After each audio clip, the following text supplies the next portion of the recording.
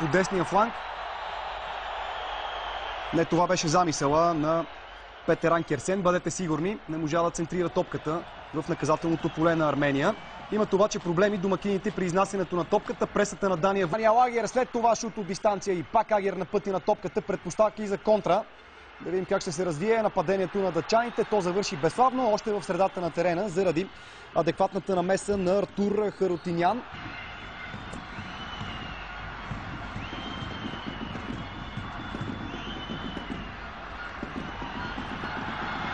Хубав рейд на Харутинян.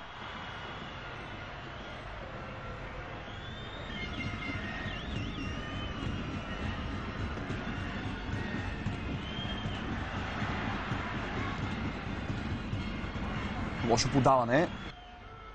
Не бяха изминали 30 минути от началото на матча, когато се извърши тази смяна. Сега Брайт Уайт добре се измъква, влиза в наказателното поле. Рикошет си остава качествен футболист. Такъв е и Кристиан Ериксен, на който организира поредната атака за дъчаните. Подаване в ляво, финтове на Нилсен, меко центриране. Точно там обаче на границата на вратарското поле няма свободен на негов съотборник и топката е изчистена в тъч. Никой нямаше, атакувайки от началото на полувремето. Пресечаме подаването за Мартин Брайт Уайт.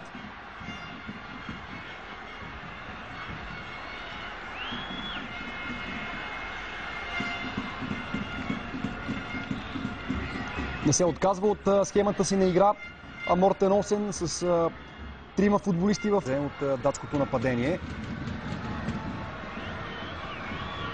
Енкоян в ляво. Kritický faul arménského stopera, který kope v Kazachstánu za Aktobe. No a první střídání velmi časně hřiště opouští zřejmě kvůli zdravotním problémům. Výsledek otočili Rosický. Nádherný pas. Buschbauer. A znovu to zkusí český kapitán. Gazarian.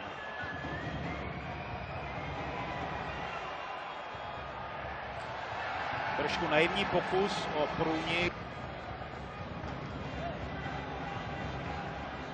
Gazarian, Movsisyan. To je hodně urostlý chasník na to, aby se dokázal pokrýt v pohodě míč.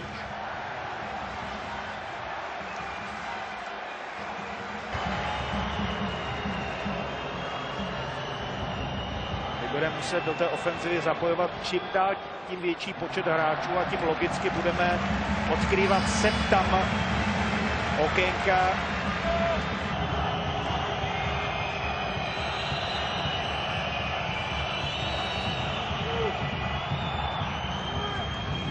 Gazarian, ten balón. Je třeba říct, že Rabušicovi se příliš nedaří.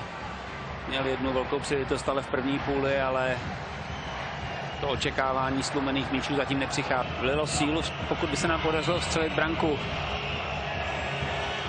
Aira Petana, jeho roh. Movsisyan.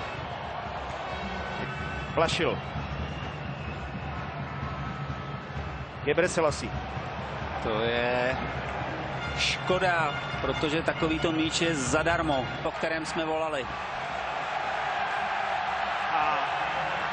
Je příznačné, že se toho chopil kapitán a Mkhitaryan. A zase vymyslel pro Armény dokonalou variantu. Aira Petan. Hádejte, kdo zasahoval. V podobných případech bývá trenér Hromosvodem.